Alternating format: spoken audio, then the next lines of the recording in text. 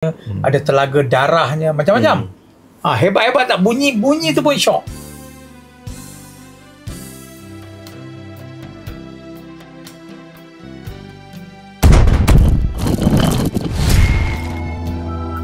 Sayang sebab banyak orang-orang muda sekarang ni dia tak pandai nak menilai keris. Dia merasakan keris ni yelah dia pandang sebelah mata kan. Padahal dia tak tahu keris ni berapakah susah kayunya kan, dengan ukiran yang macam ni, besi yang digunakan. Pada besi tu lihat, pada besi tu ada anak kalau tu ada anak sungainya, ada jarum sebatangnya, ada telaga darahnya, macam-macam. Hebat-hebat tak? Bunyi tu pun syok. Jarum sebatang, jarum dua batang, apa ni, telaga darah.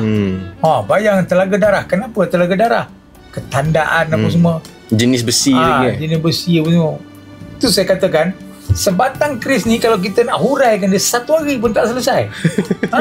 Betul. Belum dengan besi ada meteorite. Ada orang tak percaya keris ada guna meteor. Ada. Ramai orang tak percaya keris pakai meteor. Ada. Itu bilah.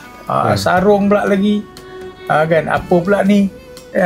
Bahan dia barik, apa kayu barik ke, apa kemuning emas ke, apa ke. Banyak bendanya. Lepas tu benaan dia tu cantik tak cantik ni, kita tengok tu. Contohnya macam ulu ni, dia ada makna ni.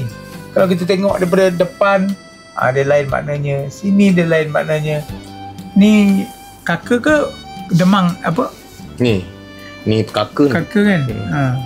Sebab dia seakan-akan apa, demam apa? Demam.